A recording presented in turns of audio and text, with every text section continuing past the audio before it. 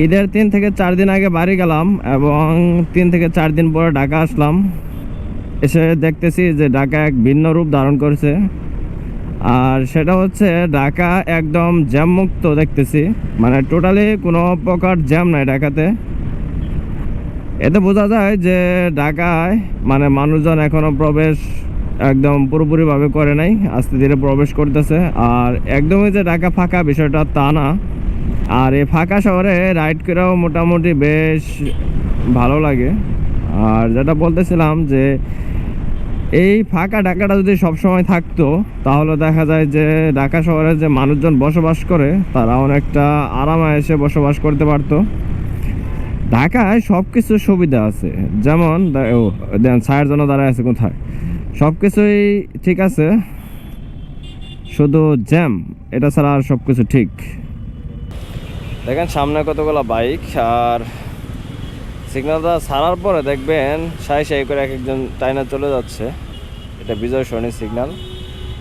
এখানে আজকে একটু কমই বাইক দেখা যাচ্ছে, কারণ ঈদের ছুটিতে সবাই আছে, এখনও পুরোপুরিভাবে ঢাকা আসে নাই মানুষজন। এই যে আগেই বললাম যে ঢাকা এখনও ফাঁকা। তো দেখা যাক ফাঁকা কতদিন থাকে। মেট্রো রেল স্টেশনের নিচে যাচ্ছে। আর ঢাকা একদিন দেখবেন আসলে অনেক ফাঁকা হয়ে যাবে লোকজন থাকার পরও, কারণ দেখেন মেট্রো লাইন করছে এদিক দিয়ে, রাস্তা মেট্রো রেল যায় এদিক দিয়া।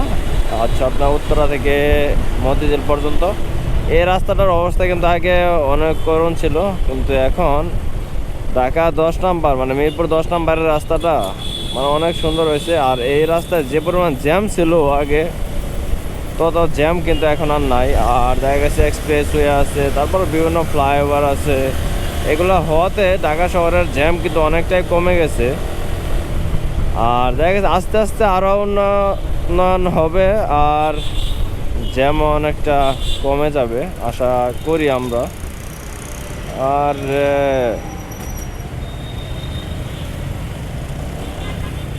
তো আমরা আশা করি যে একদিন জ্যাম মুক্ত ঢাকা দেখতে পারবো, কারণ যেভাবে রাস্তাঘাটের উন্নয়ন হচ্ছে মানে জ্যাম থাকবে না বলা যায়।